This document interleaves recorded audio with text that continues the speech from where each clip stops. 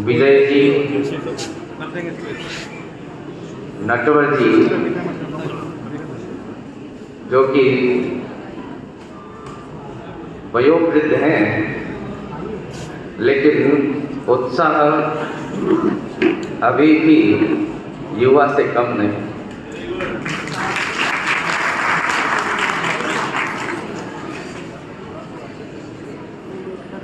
जगदीश जी शर्मा, रामस्वरूप जी शर्मा, पंकज जी और इस कार्यक्रम के प्रणेता सुधाकर जी, समुपस्थित चूरू क्षेत्र के सभी गणमान्य जन, माताएं, बहनें, पत्रकार बंधु एवं इस कार्यक्रम में सम्मानित होने के लिए पधारी हुई समस्त प्रतिभाएं, आप सबका हृदय से बड़ा स्वागत है, अभिनंदन है।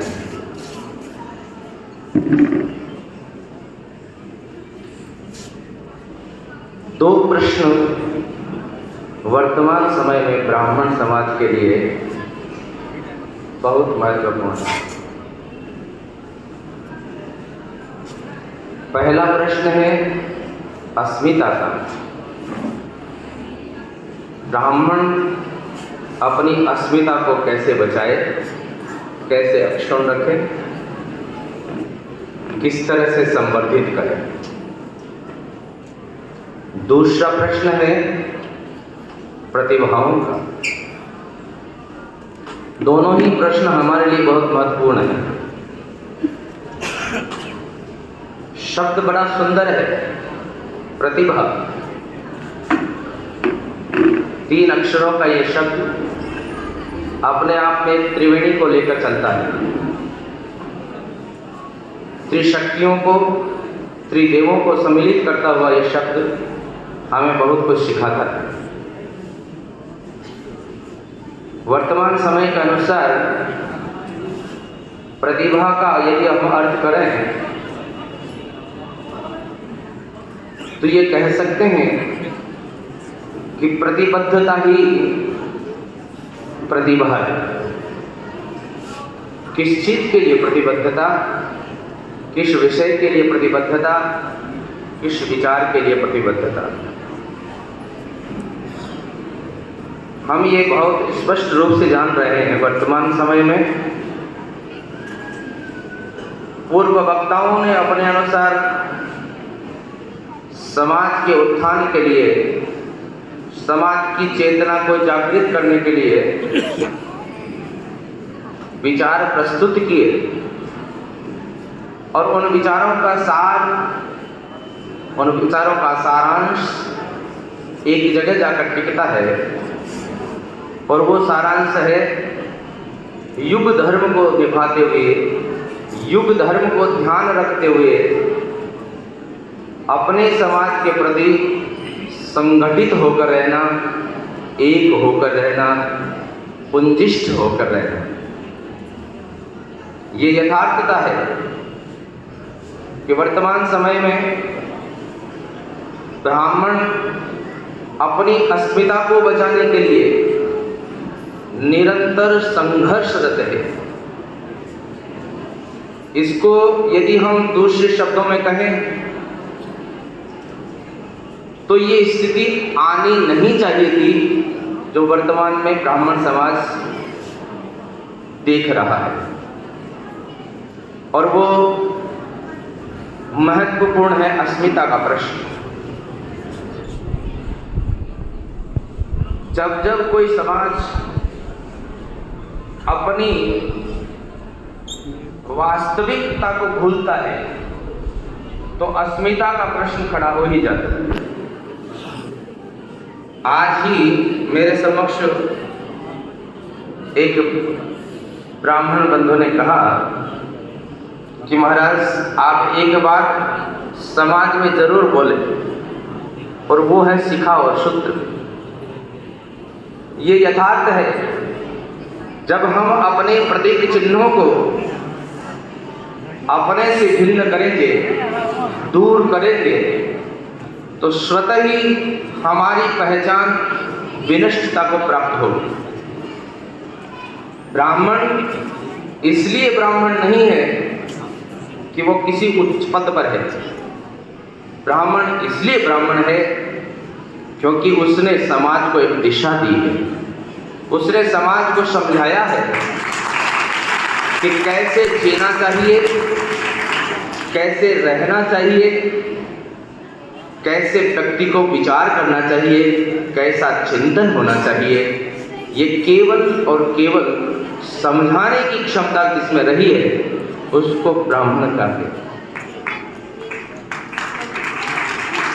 वर्तमान परिप्रेक्ष्य में अभी जो हिंदुत्व के जागरण की चर्चा चलती है, तो वहां एक प्रश्न खड़ा होता है कि जगाना चाहिए किसको और जगा रहे हैं किसको।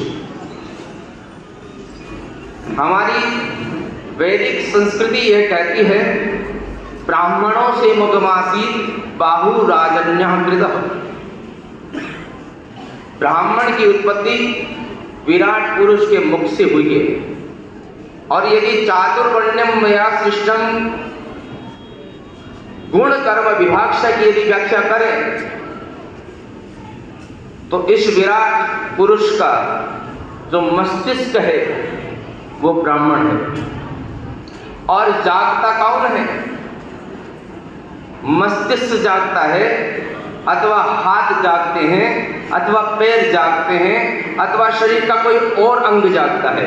यदि मस्तिष्क शून्य हो गया तो शरीर के समस्त अवयव, समस्त अंग स्वतः ही शून्यता को प्राप्त कर जाते हैं। ऐसे ही यदि ब्राह्मण सोया हुआ रह गया तो चाहे कितने भी चेष्टा क्यों न की जाए, समाज का कोई वर्ग जाग ही नहीं सकता। ये यथार्थता है। और यहाँ आकर के ब्राह्मण अपनी अस्मिता को जूझता है। जागना किसको है? ब्राह्मण को जागना है। ब्राह्मण सोया क्यों? क्योंकि उसने वो चीज छोड़ी है जिसके कारण वो ब्राह्मण कहलाता रहा है। विप्रो वृक्षः तस्य मूलं च सद्या। विप्र इस समाज का वृक्ष है तो उसकी जो जड़ है वो संध्या है। और आज ब्राह्मण संध्या बंधन को प्रायः भूल चुका है। बहुत कम ब्राह्मण वर्तमान समय में त्रिकाल संध्या को अपना कर चलते हैं। मैं तो ये कहता हूँ, त्रिकाल संध्या न भी हो तो कम से कम एक कालिक संध्या तो की जा सकती है। और यदि संध्या नहीं की, गायत्री को जिसने छोड़ा, संध्या को जिसने छोड़ा, चाहे वो ब्राह्मण सत्य है। आज जो श्लोक लोगों के सामने रखा जा रहा है, जन्मना जायते शूद्र, ये सत्य नहीं है। सत्य तो यही है कि ब्राह्मण जन्म से ही पैदा होता है, शूद्र पैदा नहीं होता। सच्चाई यह है कि ब्राह्मण जन्म से ब्राह्मण है, लेकिन जन्म लेने के पश्चात उसने ब्राह्मणोचित क्या कार्य किए, इस पर निर्भर करता है कि वो ब्राह्मण रहने योग्य रहा है अथवा ब्राह्मण न कहलाने योग्य रहा है। और उसके लिए हमें जरूरी है कि हम अपनी संस्कृति को पुनः स्थापित करें। जब जब ब्राह्मण संस्कृति से दूर हुआ, जब जब ब्राह्मण संस्कृति से दूर हुआ, तब तब ब्राह्मण आज इस युग में नहीं, बहुत पहले भी ऐसी स्थितियां हमारे सामने आती रही हैं जब ब्राह्मण जूझता रहा है। लेकिन संघर्ष था, एक भीतर एक ऊर्जा थी, उस ऊर्जा ने ब्राह्मण की अस्मिता को बचाए रखा।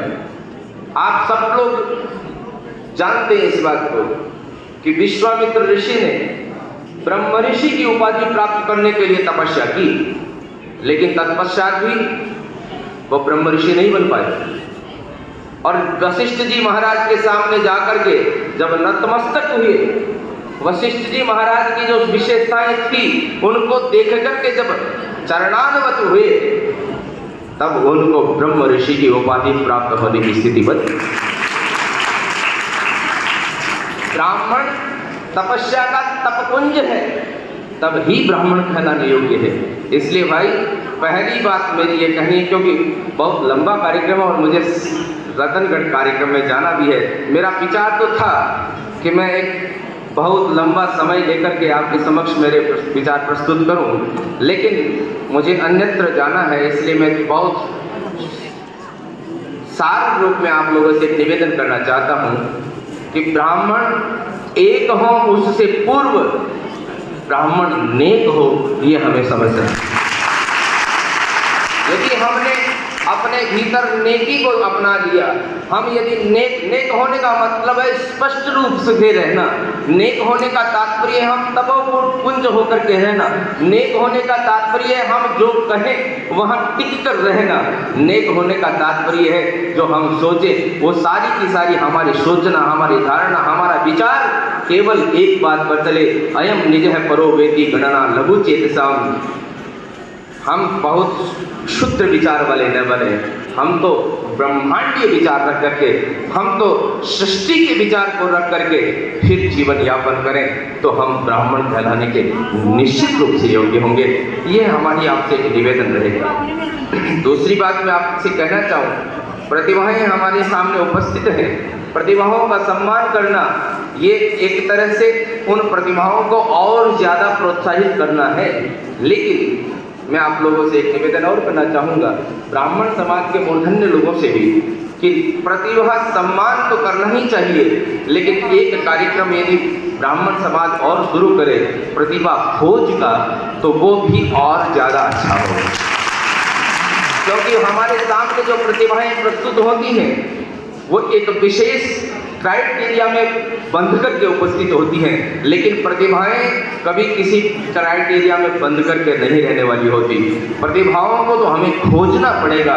बहुत सी प्रतिभाएं ऐसी हैं जो हमारे समाज में हैं, लेकिन हम उनको आगे देख नहीं पा रहे, उनको अवसर नहीं मिल पा रहा होगा, उनके पास कोई साधन नहीं हो पा रहा होगा, इसलिए वो प्रतिभाएं जहाँ हैं वहीं की वहीं रह जाती हैं। तो एक कार्यक्रम प्रतिभा खोज का यदि आप निकालें तो मुझे विश्वास है इस बात का कि ब्राह्मण की हर व्यक्ति में, ब्राह्मण की हर संतान में कोई न कोई प्रतिभा जरूर मिल जाएगी, क्योंकि प्रतिभा का ही दूसरा नाम ब्राह्मण है।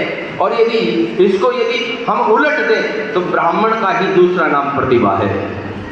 क्योंकि जहां भी, जैसा कि हरिद्वार जी ने बड़ी सुंदर बात कही, मुझे लगता है कि शायद आप लोगों की वो बात समझ में आई नहीं होगी, लेकिन मैं आपको बता देना चाहूँ, उसको और स्पष्ट कर दूं कि यदि बुद्धि का कहीं भी कोई उद्गम होता है, बुद्धि बौद्धिक कोई तत्व चिंतन जहाँ होता है, तो ये कोई अतिशयोक्ति नहीं है, वहाँ मध्य में, वहाँ सेंटर में कोई ब्राह्मण ही मिलेगा।